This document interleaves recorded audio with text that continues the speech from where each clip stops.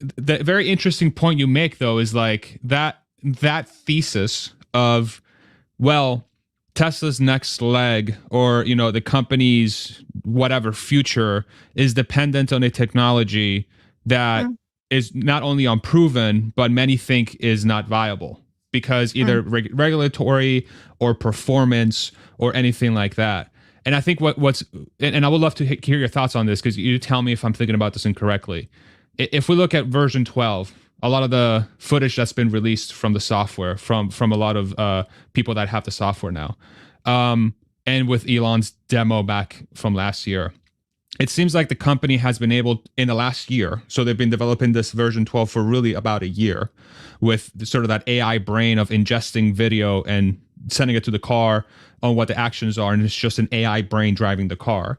At that point, it seems like they figured out how to make that thing drive basically as good as a Waymo car in a year with a fraction of the cost. That once it's finished, it gets beamed to millions of cars. How That's is exactly that like? How are you thinking about that? Like, Yeah, what's your thought that is process? it. That's exactly it. The thing is, Wall Street doesn't see it. I mean, I'm actually Why wondering all the not? time.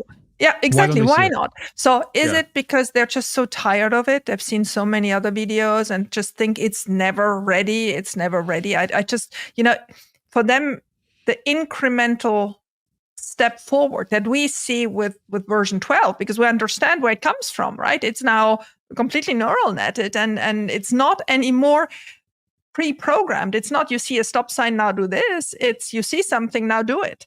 And the I don't think they see it. They're not the brightest at Wall Street. I was there, so I can say so because I was part of it. Shout out Wall Street. But no, but it is because it's.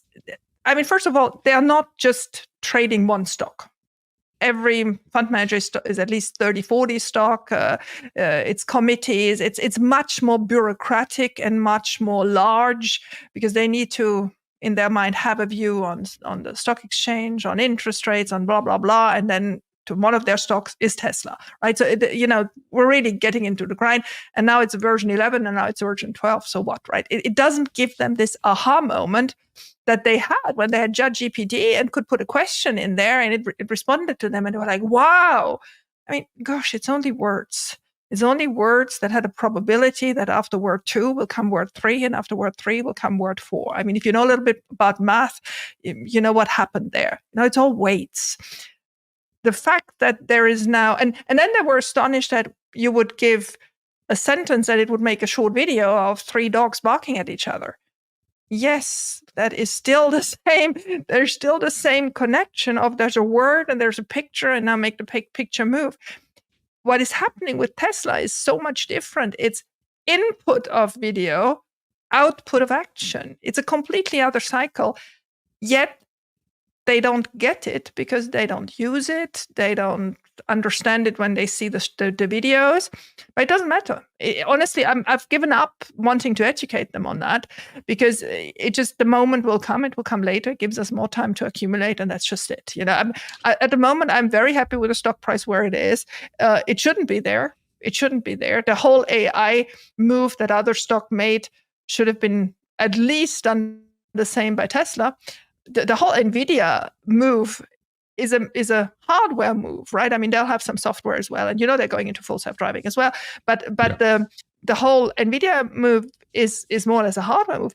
The appliance on it, the applied software is going to be so much more profitable, and Tesla is in the front position. Like Tesla is in the front position for the bot. It's great that we have 15 different companies, or probably 100 different companies working on bots. But what's important is who has a use case and who has the best use case straight away to get these bots up there. When I listen to Figure being very proud, and all congrats to them, that BMW is going to have some of those Figure bots, you got to be kidding. BMW currently doesn't really know how to build an EV. Now suddenly they'll have some bots from Figure to do what? A bot from Tesla, once it's there, will straight away be usable because they're working for the use case. They're straight away. Yeah. So if you have 2 companies, one sitting in Munich, one sitting in the Silicon Valley, working together on a bot, I mean, I wish them well, but I just don't see how this can become instantly the same use case that we're having here. So I mean, you won't make me shut up about the positives I see with Tesla. Doesn't mean everything is perfect. I can tell you a couple of things I don't like. I didn't like that Zuck left without much explanation. It gave me sort of a gut feeling. I mean, I may be completely wrong, but it seems it was this pre-period building up the compensation plan for Elon, the next one. And when you hear in that Delaware judgment, that preparation of the Delaware judgment that's going to come out now soon, how the judge went after the then CFO, I understand that any CFO at the moment would just say, you know what, I'm very happy at home sitting in my garden. I'm done with this. So maybe that's it. Maybe that's a moment where he just thought, this is it. I've had enough stress. Leave this to somebody else. But I liked Zuck in the earnings calls. I found he came over very structured, gave us a perspective that I'm missing at the moment. And the current CFO, not so convinced yet. See, I mean, I'm very happy to give you the points where I'm not, convinced yet, where I find they don't have the best of the best, and don't bring us the information in the way that could be optimized. So there is stuff to be improved, like with everything. It's just it. Yeah, I think that the interesting piece of that AI angle is that if you think of the internet and the dot-com bubble back in the 1999, 2000, the promise of the internet was obvious. I think at that time, I was still how old was I? I was 13 in 2000, something like that. Oh my gosh, you're 20 years younger than me. Oh my God. I thought we were the same age. Yeah, I'm shocked. It. Oh my God. Oh my God. But so what I think about the AI thing is that now you have so Nvidia being where it's at now, and their margins being at where they're at now is proof that there is, and Chamath was talking about this in the All In podcast last week, that the demand for AI is there. Oh, clearly. Oh, and I mean, and it's crazy that the amounts they're throwing, because Tesla throws about $5 billion currently in capital expenditure on that field, right? Others is like 15, 20, 30 billion. It's Meta. I mean, Meta is throwing the money out of the window. Yeah, they've been just crazy amounts of expense. So they're being super efficient with the spends. But the hardware, and this is what the point that he was making was so fascinating. They are winning because of the hardware, because there's not enough supply to meet the demand, right? The H100 chip is basically the underlying technology that allows AI to exist today, right? But the argument he was making, and you talked about this, is that where is that thing that you do with the hardware that's really going to change the world in insane ways? And I think there's an argument to be made for things like ChatGPT and LLMs and Midjourney and 11 Labs and all these other AI companies, that if you hone it the right way, you have the right process, you can multiply your efficiency, or you can multiply your output. There are ways to do it, but it's not intuitive, and it's only for a professional person or somebody that's trying to make a business, or they're trying to be an entrepreneur, right? Yeah. We haven't had a AI player yet, I would argue, that has been able to take that technology underpinned by that hardware and then bring it to the masses and completely change what it means to be part of society. Which is, that's what the internet did back in 99, 2000, or even before then, is we went from letters and, your local club to talk about the same interests, and relying on 7 channels or whatever it was to watch content and a host of other things. You have to go to the store to buy something. You have to buy your car from the place. You can't, your car isn't connected to this, thing that allows you to talk to it from a different country. Then the internet came in, and then it was like, boom, everyone's life changed. Just everyone's life I wouldn't be able to do this right now without the internet. This is just a fact, right? Of course, but we haven't seen that with AI yet. Tesla Boom Mama, right? No, it just, exactly. We wouldn't exist. And that would be the greatest disaster of all if that was true, right? No, it was a joke. but I'm being serious. But you think about, okay, so what is Tesla doing? And this is where I get really excited about the Tesla story. And there was a period there where I've always had a high conviction on Tesla, but I was trying to conceptualize why for the people that follow me, because I think it's important for me to be transparent with how I'm thinking about this story, right? So it finally that conversation, and as I've been thinking about it in the past, finally contextualized for me that I don't know of anybody else that's trying to do what the internet did for the public than what Tesla's doing with artificial intelligence right now. And that is FSD. And that is the bot. And if we look at the last year's development of version 12 with all the videos that we've seen out there, you can see, I think it's becoming quite obvious. And I can't wait to try it myself to validate that thesis. And I want to make sure that people understand this is a thesis, that Tesla has been able to get Waymo level self-driving with 1 year of development, with an artificial brain, with the least amount of data and the least amount of hardware they'll ever have, with a camera system that costs no more than $1,000, that will be able to be produced in the same exact factories they're doing right now. And it's going to be in a car that starts at $25,000 that's going to be made in the millions of units per year. No one is doing that. Yes, Nobody and is after doing that, they're going to put it into a $10,000 bot that's going to do a lot other things rather than just Right. driving a ride. I actually think we should really start calling these AI-enabled cars. I think the wording is important rather than Transportation FSD. units. Transportation units. AI-enabled. I think Okay. it's really important that this AI Fine, you at the win. moment comes out. I always do. Yeah. See how I learned fighting on this X platform? I love it. There you go. But I really think we have to, people, I mean, obviously we're back to the old subject. Are people educated enough about Tesla? I mean, there were 1.8 million cars sold, so some of these people got it.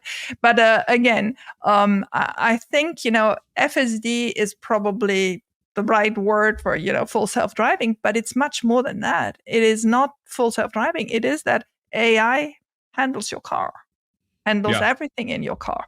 And I think that is important. And then the AI-enabled bot will handle so much of manufacturing, but not only. There are so many fields where these bots are going to be useful. And when I hear people scream, "Oh my God, I don't want to lose my job to a bot," well, first of all, there are at the moment in the United States 5 million jobs unattended to because nobody wants them. There are so many low-level jobs that nobody wants to do, from dishwasher to looking after elderly people to cleaning, anything you want to do. So there are lots of things that bots can do, and Tesla won't be the only player there. But Tesla will have the bot that has the best manufacturing use case. There is no doubt in my mind, and they know how to build it. You can be sure that the build of the bot from Tesla is a completely other quality than any of the other players who have no manufacturing experience, who just fall back on what they find.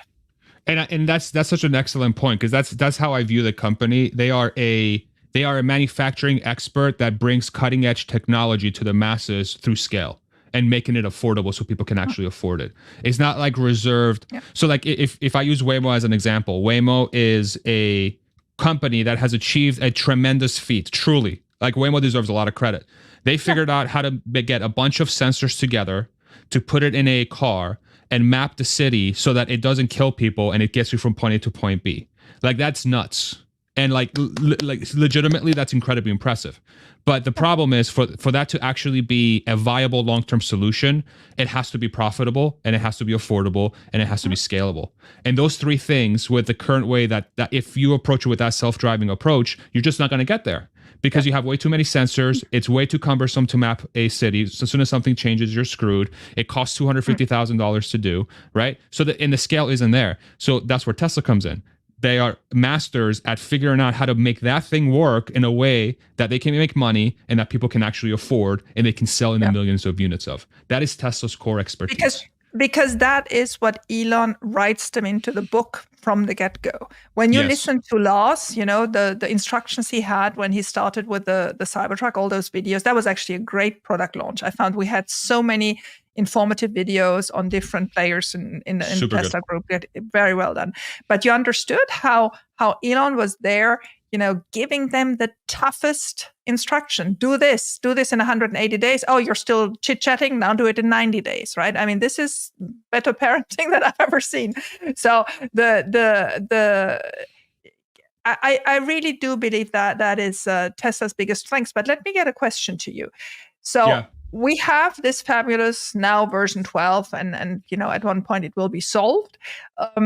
Will others license from Tesla, or will they rather license expensive and less obvious Waymo just because they don't want a license from Tesla because they can't stomach it. I think it would be, in a world where Tesla has a self-driving suite that can run on hardware that's no more than $2,000 and you can fit all the hardware in a box, why would anyone go with anything else? Yeah, right? That was my theory all the time. But I mean, I obviously Ford backed out, right? I mean, I do believe. Oh, I'm losing you there. Ford won at least laggy. From. Oh, sorry. Can you repeat the last 5 seconds?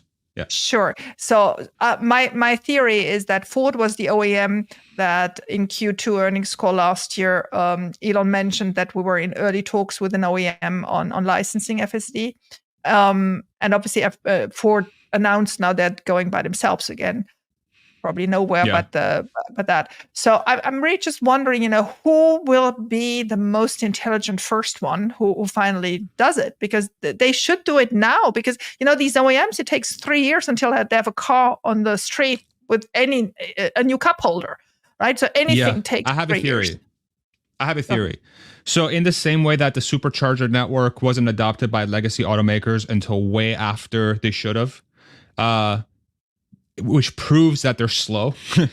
They're slow, right? FSD is going to be the same exact thing. So I think what's going to happen is Tesla's going to have a fleet of cars that will be driving themselves that are low cost, high scale, and everyone's going to be looking around and they're going to be like, okay, am I going to try to make my own, which is incredibly difficult and extremely costly, and you need a maniacal leader and a certain culture to be able to do that. And then am I going to buy ultra expensive training hardware where NVIDIA basically dictates the price because everybody else is tripping over themselves to get it, right? I mean, that's option number one. Okay. So am I going to build it myself? Option two is, am I going to leverage a different provider that's going to be offering a product that's 8 to 10 times more expensive or more than what Tesla's offering? Or number three, am I just going to suck it up and go with the low cost provider? Because ultimately, if I don't do that, I'm going to get run out of business. Yeah. Yeah, and the suck it up doesn't it seem is pretty the real one. Yeah, and suck it up takes time. I agree, and I still hope they suck it up quicker than sooner than later. Especially the Germans. Me being German, I obviously look at the German market very closely. That they are having the Chinese entering the market so much quicker. BYD just delivered another 3,000 cars into Germany. They're going to build a factory in Hungary. BYD is not the leader in China for self-driving, but they're working on it. They've had for 6 months now their license for full self-driving there. And I still believe there is a political issue with Chinese full self-driving driving in Europe and in America, the same way it will be for European and American cars driving full self-driving in China. I think it's going to become a real political subject.